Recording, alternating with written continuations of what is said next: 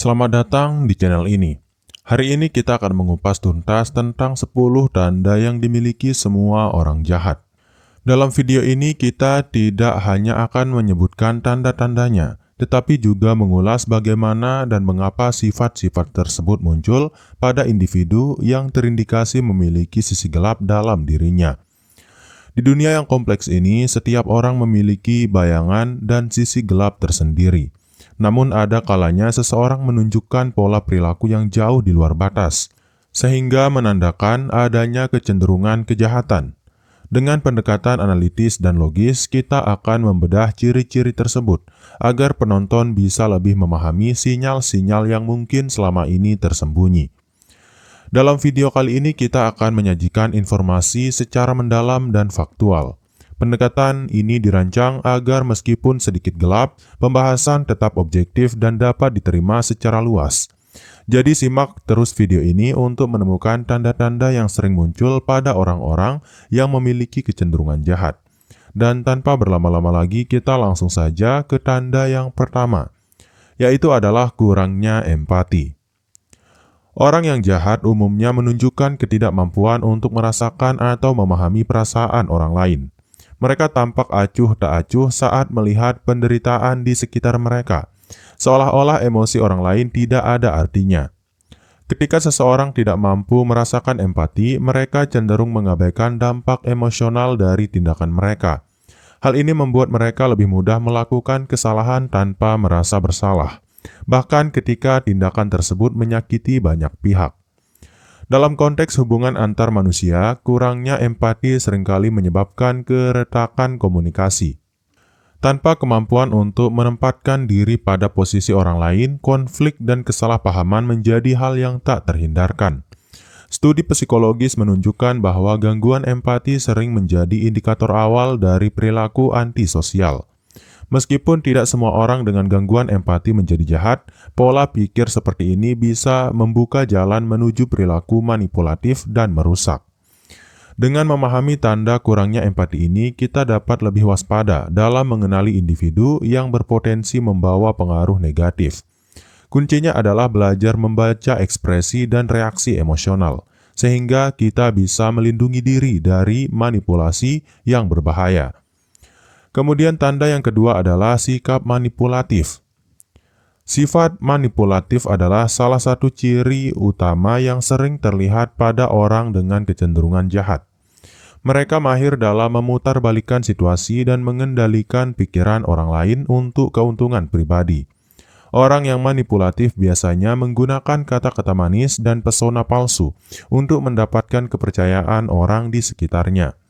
Namun di balik senyum itu tersimpan niat untuk mengeksploitasi kelemahan orang lain. Dalam interaksi sosial, tak jarang mereka membuat skenario di mana korban merasa bersalah atau bingung. Hal ini membuat target lebih mudah dikendalikan dan dimanfaatkan sesuai keinginan si manipulator. Teknik manipulasi yang digunakan pun beragam, mulai dari gaslighting hingga membuat janji palsu. Pendekatan yang licik ini menandakan bahwa mereka sangat ahli dalam membaca psikologi orang lain dan mengeksploitasi kerentanan tersebut. Dengan mengenali pola perilaku manipulatif, kita bisa lebih berhati-hati dalam berinteraksi.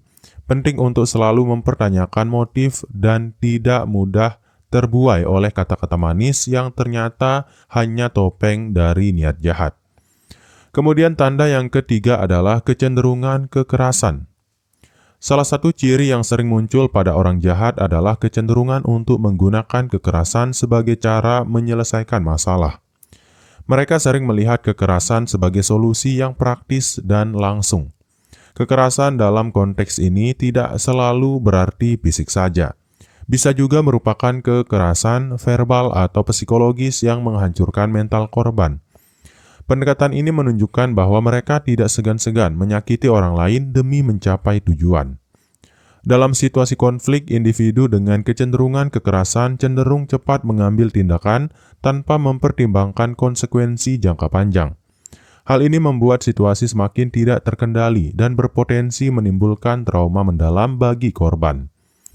Psikologi menyebut bahwa penggunaan kekerasan merupakan cara untuk menunjukkan dominasi dan kontrol. Mereka merasa bahwa dengan menunjukkan kekuatan, posisi mereka akan diakui dan dihormati oleh lingkungan sekitarnya. Mengenali tanda kecenderungan kekerasan sangat penting untuk menjaga keselamatan diri. Dengan pemahaman ini, kita bisa menghindari situasi yang berpotensi membahayakan dan segera mengambil langkah pencegahan jika menemukan pola perilaku yang serupa. Kemudian tanda yang keempat adalah suka menyalahkan orang lain. Orang jahat seringkali enggan untuk mengakui kesalahan mereka. Sebaliknya, mereka lebih memilih untuk selalu menyalahkan orang lain sebagai mekanisme pertahanan diri. Hal ini menunjukkan kurangnya tanggung jawab pribadi. Sikap menyalahkan orang lain merupakan cara mudah untuk mengalihkan perhatian dari kekurangan diri sendiri. Dengan demikian, mereka dapat mempertahankan citra diri yang sempurna di mata orang lain meskipun realitasnya jauh berbeda. Ketika kesalahan selalu diproyeksikan kepada pihak lain, hubungan sosial pun kian rapuh. Rasa tidak percaya dan konflik pun berkembang, menciptakan lingkungan yang toksik dan merugikan banyak pihak. Dalam jangka panjang, kebiasaan menyalahkan orang lain dapat mengisolasi individu tersebut. Tanpa adanya introspeksi dan pembelajaran dari kesalahan, mereka akan terus terjebak dalam lingkaran negatif yang sulit untuk diperbaiki. Dengan menyadari pola perilaku ini, kita dapat belajar untuk lebih bertanggung jawab atas tindakan kita sendiri. Hal ini juga membuka peluang untuk memperbaiki hubungan dengan lingkungan sekitar melalui komunikasi yang jujur dan konstruktif. Kemudian, tanda yang dimiliki semua orang jahat yang kelima adalah obsesi terhadap kontrol. Obsesi terhadap kontrol adalah tanda yang sering muncul pada individu yang memiliki sisi gelap. Mereka merasa perlu mengendalikan setiap aspek kehidupan di sekitarnya, baik itu hubungan pribadi maupun situasi sosial. Orang yang terlalu terobsesi dengan kontrol biasanya sulit menerima hal-hal yang berada di luar kendali mereka. Hal ini membuat mereka selalu mencari cara untuk memanipulasi situasi agar selalu berada dalam kekuasaannya. Pendekatan yang ekstrim terhadap kontrol seringkali menimbulkan tekanan pada orang-orang di sekitarnya. Mereka merasa terjebak dalam situasi yang tidak adil dan sulit untuk mengungkapkan pendapatnya tanpa takut menghadapi konsekuensi. Dari sisi psikologis, obsesi terhadap kontrol bisa jadi merupakan mekanisme kompensasi untuk mengatasi rasa takut dan ketidakpastian. Namun, jika berlebihan, mekanisme ini berubah menjadi cerminan sifat jahat yang merusak hubungan antar manusia. Mengenali tanda obsesi terhadap kontrol dapat membantu kita dalam menciptakan batasan yang sehat. Penting untuk membangun lingkungan yang memberikan ruang bagi setiap individu untuk berkembang tanpa tekanan berlebihan dari pihak lain. Kemudian tanda yang keenam adalah kebohongan yang konsisten. Kebohongan yang konsisten adalah salah satu ciri khas orang dengan kecenderungan jahat. Mereka kerap membangun realitas palsu demi keuntungan pribadi. Meskipun kebenaran seringkali mudah terungkap. Individu yang selalu berbohong biasanya sangat lihai dalam menyusun cerita yang meyakinkan. Namun di balik kepiawaian itu tersembunyi niat untuk menipu dan mengecoh orang lain. Konsistensi dalam berbohong menunjukkan kurangnya integritas dan kepercayaan diri yang sehat. Setiap kebohongan yang diungkapkan menambah beban moral, namun mereka tidak pernah menunjukkan penyesalan. Kebohongan ini seringkali mengakibatkan keretakan hubungan dan menciptakan suasana kecurigaan di antara orang-orang. Kepercayaan yang hilang sulit untuk dipulihkan, dan dampaknya bisa dirasakan dalam jangka panjang. Dengan memahami pola kebohongan yang konsisten, kita bisa lebih kritis dalam menerima informasi. Selalu penting untuk mencari bukti dan fakta sebelum mempercayai cerita yang terdengar terlalu sempurna. Kemudian tanda yang ketujuh adalah menikmati konflik. Orang jahat seringkali tampak menikmati setiap konflik yang terjadi di sekitarnya. Bagi mereka, konflik adalah arena di mana mereka bisa menunjukkan kekuatan dan menguji batasan-batasan sosial. Kesenangan dalam menciptakan konflik bukanlah suatu kebetulan. Hal ini merupakan bagian dari kepribadian yang gelap, di mana penderitaan orang lain seolah-olah menjadi sumber hiburan tersendiri. Sikap ini membuat mereka kerap memicu pertengkaran atau perselisihan di antara orang-orang yang tidak terlibat langsung. Mereka menemukan kepuasan ketika melihat orang lain terjebak dalam situasi sulit yang mereka ciptakan. Konflik yang disengaja ini tidak hanya merusak hubungan interpersonal, tetapi juga dapat mengganggu stabilitas lingkungan sosial. Dengan terus-menerus memicu konflik, mereka membuka jalan bagi lebih banyak keretakan dan perpecahan. Kesadaran akan tanda menikmati konflik membantu kita untuk lebih bijaksana dalam menjaga suasana harmonis. Penting untuk mengenali dan menghindari individu yang selalu mencari masalah sebagai cara untuk mendapatkan keuntungan pribadi. Kemudian tanda yang ke-8 adalah tidak bertanggung jawab. Kurangnya tanggung jawab merupakan ciri lain yang sering terlihat pada orang jahat. Mereka cenderung menghindari konsekuensi atas tindakan mereka dan selalu mencari kambing hitam untuk setiap kesalahan yang terjadi. Sikap tidak bertanggung jawab ini muncul dari keinginan untuk melindungi ego mereka. Dengan tidak mengakui kesalahan, mereka berusaha mempertahankan citra diri yang sempurna meski kenyataannya jauh dari ideal. Dalam hubungan sosial, individu yang tidak bertanggung jawab seringkali meninggalkan luka emosional dan kerugian nyata. Orang-orang di sekitarnya merasa ditinggalkan dan dihianati karena mereka selalu menanggung beban akibat kelalaian tersebut. Kebiasaan ini tidak hanya merusak kepercayaan orang lain, tetapi juga menghambat pertumbuhan pribadi. Tanpa kemampuan untuk mengakui dan belajar dari kesalahan, mereka terjebak dalam pola perilaku yang merugikan diri sendiri dan lingkungan. Dengan mengenali tanda ketidakbertanggungjawaban, kita dapat lebih selektif dalam memilih teman dan rekan kerja. Membangun budaya tanggung jawab bersama akan menciptakan lingkungan yang lebih sehat dan suportif bagi semua pihak. Kemudian tanda yang ke-9 adalah egoisme ekstrim. Egoisme ekstrim adalah salah satu ciri yang sangat mencolok pada individu dengan sisi jahat. Mereka selalu menempatkan kepentingan diri di atas segalanya, tanpa mempedulikan dampak yang ditimbulkan pada orang lain. Sikap yang sangat mementingkan diri sendiri ini membuat mereka sulit membentuk hubungan yang sehat dan saling mendukung. Setiap keputusan diambil semata-mata untuk keuntungan pribadi, bahkan jika itu berarti mengorbankan orang lain. Egoisme semacam ini seringkali mengakibatkan isolasi sosial, karena orang di sekitar akhirnya merasa tidak dihargai dan dimanfaatkan. Hubungan pun mulai tergerus oleh rasa curiga dan ketidakpercayaan.